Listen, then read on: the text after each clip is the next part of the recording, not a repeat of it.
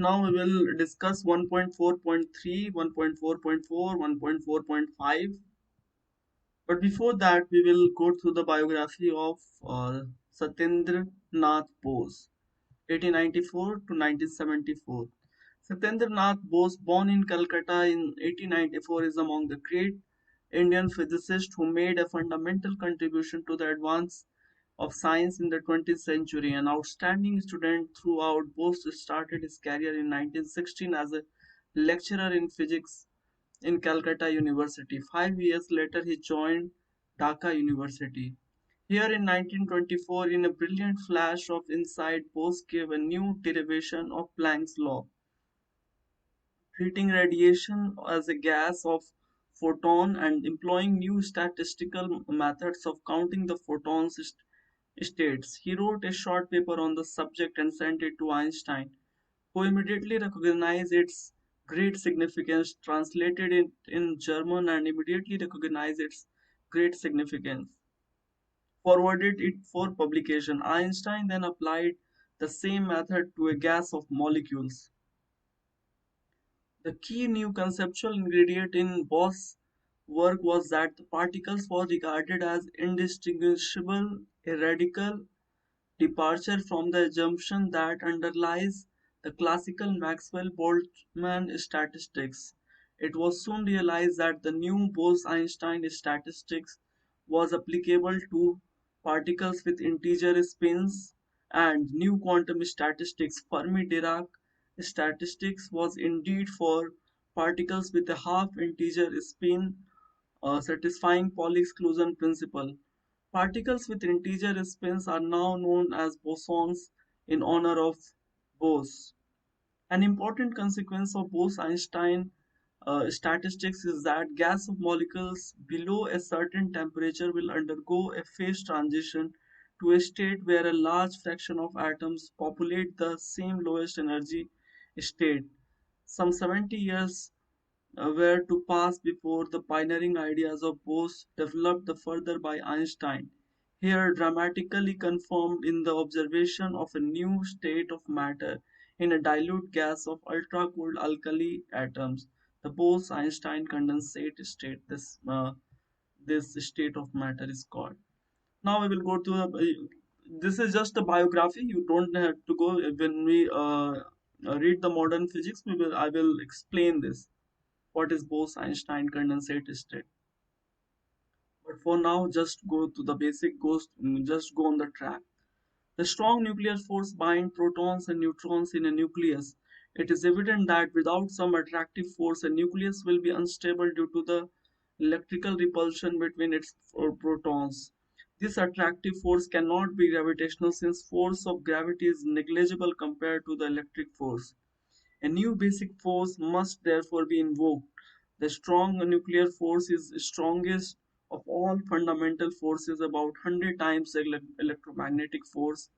In the strength, it is charge independent and acts equally between proton and neutron and a neutron and a proton and a neutron. Its range is, however, extremely small, of about nuclear dimension 10 to the power 15 meter. It is responsible for stability of nuclei. The electron, it must be noted, does not experience this force. Recent development have, however, indicated that protons and neutrons are built out of still more elementary constituents called quarks. Weak nuclear force. A weak nuclear force appears only in a certain nuclear processes such as beta decay of nucleus. In beta decay, and the nucleus emits an electron and a uncharged particle called neutrino. The weak nuclear force is not as weak as the gravitational force but much weaker than a strong nuclear and electromagnetic force. The range of weak nuclear force is exceedingly small in order of 10 to the power minus 16 meter. This force all act only in the beta decay, not in the normal situation. Towards unification of force, we remarked in section 1.1 that unification is a basic quest of physics. Great advances in physics often amount to unification of different theories and domains. Newton's unified terrestrial and celestial domains under the common law of gravitation. The experimental discoveries of Oersted and Faraday show that electric and magnetic phenomena are in general inseparable. Maxwell unified electromagnetism and optics with the discovery that light is an electromagnetic wave. Einstein attempted to unify gravity and electromagnetism but could not succeed in this venture. But this did not deter physicists from jealously pursuing the goal of unification of forces. Recent decades have seen much progress in this front.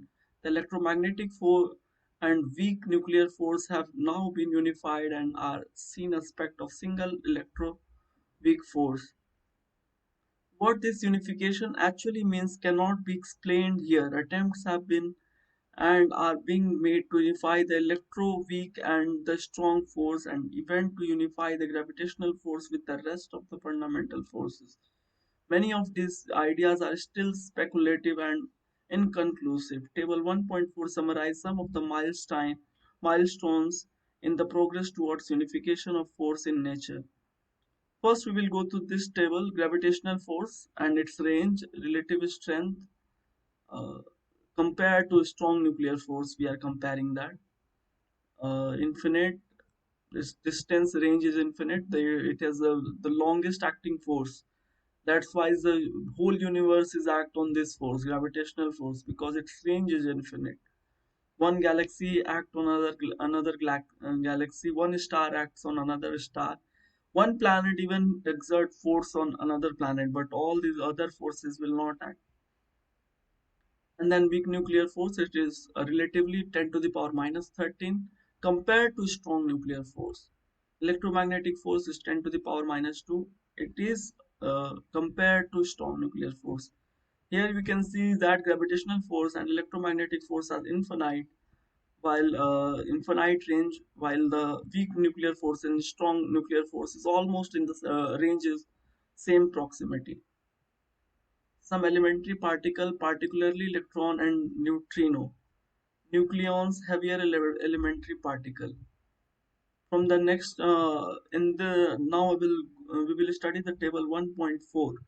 Isaac Newton 1687 unified celestial and terrestrial mechanics showed that same laws of motion and the law of gravity apply to both the domains. Hans Christian or stated Michael Faraday 1820 to 1820 and 1830 in 1820 he showed that electric and magnetic phenomena are inseparable aspects of a unified domain, electromagnetism. James Clerk Maxwell unified electricity, magnetism, and optics showed that light is an electromagnetic wave. Sheldon Glashow, Abdus Salam, Steve Weinberg, 1979, showed that weak nuclear force and the electromagnetic force could be viewed as different aspects of single electroweak force. Carlo Rubbia, Simon van der Meer, in 1984 verified experimentally that prediction of the theory of electroweak force. In next lecture we will read from here 1.5 and it will take two lectures to still complete this chapter. For now we stop here.